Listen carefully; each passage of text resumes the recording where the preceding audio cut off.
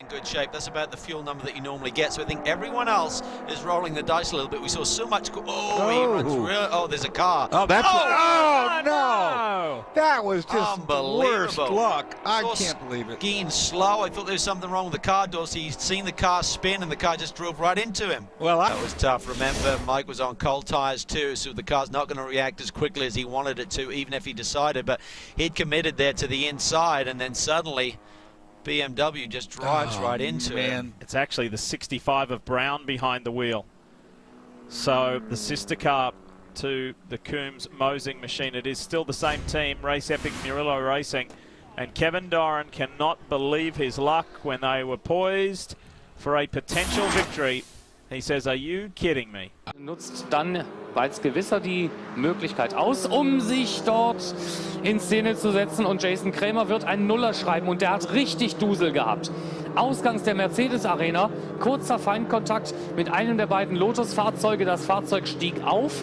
Das war noch nicht so dramatisch, aber das Überfahren der Curbs, das dann wieder folgte, hat das Auto im fast 90-Grad-Winkel nach oben steigen lassen. Das war um Haaresbreite, dass der dort einen Rückwärtssalto hingelegt hätte. Jason Krämer, mit ganz, ganz viel Glück kriegt er das Auto irgendwie wieder auf alle 4 Räder zurück auf die Bahn. Da hat er richtig Dusel gehabt. Auf dem Heck des Fahrzeugs schob sich das Auto dann über die Asphalt. Starting from second, now leading the race. Oh, you're kidding me. He's managed to get the medical car. Oh, I've never seen that. So it's had a steering fail, and it's great. The medical car always follows the field. He would have got... Let's have a listen to Dave. I've never seen that. So the medical car follows the field for obvious reasons. It's a sweep car. Clearly there's some... After Shane Van Gisbergen's steering went, so this will be the incident. There's the contact. Now watch Jason Bright arrive. Look at him dive off to the right, but that means the poor old Rick Kelly gets sandwiched into the left. And here comes the medical car, which in a matter of seconds is in need of an aspirin. This is a Porsche, and all of a sudden, whack. Ouch. That's one for the books. One for the checkbooks. Aileron arrière, attention surtout à ne pas commettre d'erreur et à rentrer immédiatement au stand parce qu'on ne peut pas rouler dans ces conditions-là. Ah bah oui, là forcément, ça va aller plus vite hein, sans aileron arrière. Alors c'est Antonio Félix da Costa qui pousse carrément. On fait de la NASCAR. On fait de la NASCAR carrément là, entre Antonio Félix da Costa et Aro Vainho. Image incroyable. All that happened on lap 2. And now, under caution, Juan Pablo Montoya has crashed and gone aflame. Holy cow, what happened? We just got a report that he was complaining about a bad vibration in every gear. No, Larry, he just slammed into the jet dryer. I think he slammed into the jet dryer. They're trying to clear debris off the racetrack, and the car brakes, won't steer, and he slides up the track and into the back of that surplus helicopter jet engine on a trailer used to dry the racetrack. Larry, Mike, I saw sparks coming out from the car as if it had a tire down or something. What an incredible turn of events. I've never in my life. Oh my gosh. And all that spilled jet fuel found something hot to ignite it. Safety workers quickly on the scene. And this is a bizarre twist to this Daytona 500.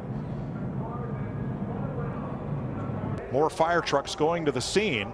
Now that's the front of the race car. It hit the trailer, which went up in the air, and the race car pretty much submarined underneath it. It's the most bizarre thing I've ever seen. Watch Montoya's car on this replay as we try to discern what may have broken. Here we're under caution. Here he comes back here. You can see him coming. Jet dryer's up high. He sees the safety truck flashing its lights. Sparks fly, and around he goes.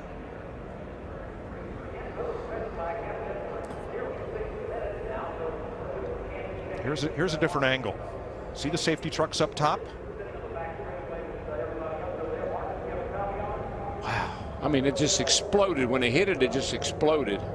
And he was traveling at a high rate of speed, trying to catch back up at the field. Back of the field. It's not really that much of an issue regularly, but as they come across the line here, you'll see that Russo has probably put, what, 3 bike lengths between himself and Morantino. Morantino also just gapping Nacho for the time being. We're on the final lap as he's busy celebrating, and I think, well, either we're miscalculated or he has. No, he's punching the air, he's celebrating, I think, and I think this race is still going on here, and he hasn't realised. Well, either he's wrong, or the graphics are wrong, or everyone else is wrong, but that looks like the most appalling error of judgment here as we race on. Morantino miscounted across the line. Russo stood up on his pegs and is busy celebrating, and then holds his helmet in his hands and shakes his head as if to say, I can't believe it. Well, frankly, neither could we. An absolute elementary error here. Morantino races on. Oh dear, I daren't chuckle because it's a disaster for Russo. Here is Petter.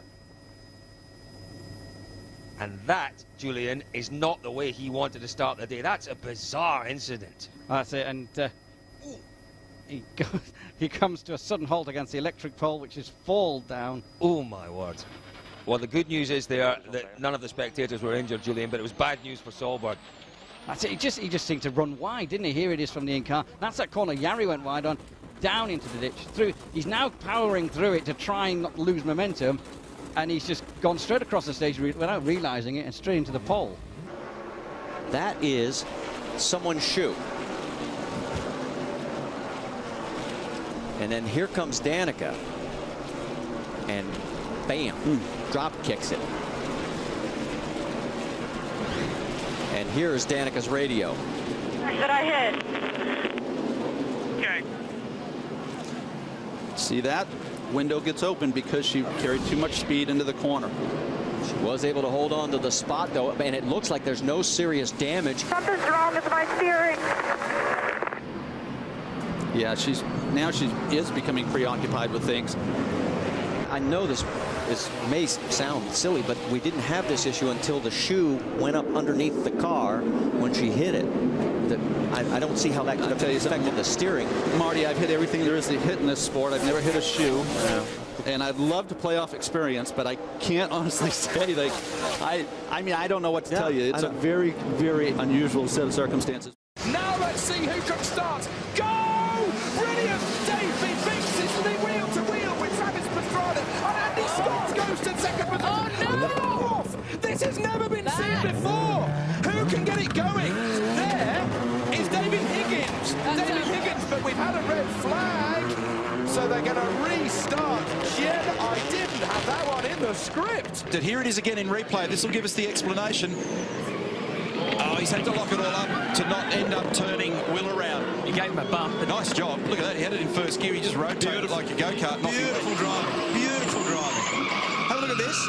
Now he's in first slot, gas it up, pick the clutch up, turn it straight around at its own length and drive away. Oh, that is as good. That's Safeway car park stuff. That is very, very good. Don't attempt this in car parks. You drive like that in the car park, I'm never going shopping. That's pretty wild. That is very good. Great car control. Great situational awareness. Well, Stephen Light came on the radio and told his team, I believe I hit an animal over on the backstretch. And they said, are you sure? He goes, yeah, I think it was a beaver. It went up over the top of the hood. Right now, they couldn't find any remnants, thankfully. But what they are doing is they noticed the grill screen has been pushed in, so they're having to untape that and pull that all out. So at least it's good news for Stephen Light. Maybe not so good news for the Beaver. Marty?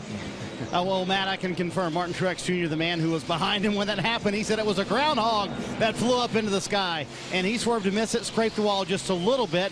So that's what happened to Martin Truex Jr. off of turn 2. Well, I'm surprised because it hasn't got any worse and it doesn't really show any signs of detaching, but clearly the Clark feels it is a hazard out there potentially, and certainly you wouldn't want to be...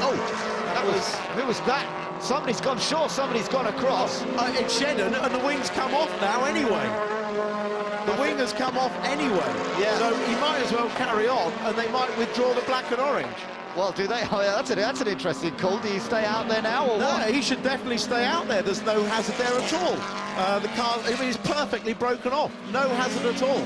I mean, yeah, they've taken it in. I've seen out of the commentary box, they've withdrawn the black and orange. So, I'd love to think that was deliberate by Shetland. I'd love to think that was deliberate. Let's see. Yeah, no, I wonder. No way could he have judged that. No way. I don't believe that he could have judged that, but I'd love to think it was, because it would be the most brilliant bit of driving we're likely to see all year. Well, he let it run pretty wide early in the corner. I wonder if it was a deliberate thing. If he did, it was brilliant. But, yeah, man, the track just came up. They leave that big piece of track just sitting there, and look what happened. What the Yeah. So we had reports earlier that part of the track was coming up over there in that complex, and when I said it didn't turn, I'm only assuming that that stuff there got into the steering somehow, some way, and that's why he could not turn. And there is another piece right there in turn number 13. And it makes me wonder if Sato might have got some of that in his steering mechanism, and maybe that's what caused him to also go into the wall, Marty. There's another section of this material. It's just not staying down. Goodness, we've seen something like that in a long, long time. Remember, as you mentioned, we've not run on this course since 2008.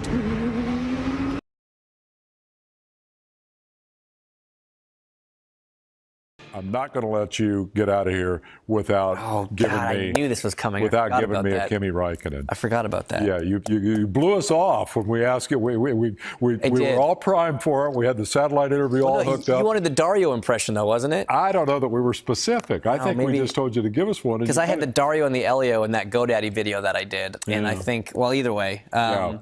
So give me a Kimi. We got a couple. Okay, minutes left. so ask me a question.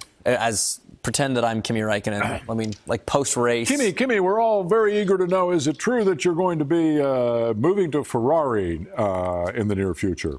Okay, yes, for me, not this possibility maybe to go back to Ferrari. It was a good place for me. I won championship there, but right now I'm quite happy to be with Lotus, and I think that the team is very strong. So we'll see where it goes from here. That's perfect. That's perfect. There you go. Do you think he's as wild and crazy in real life as people often say? Oh, yeah, he is. I think so, too. And that's why I love the guy. He is absolutely my hero. Yeah.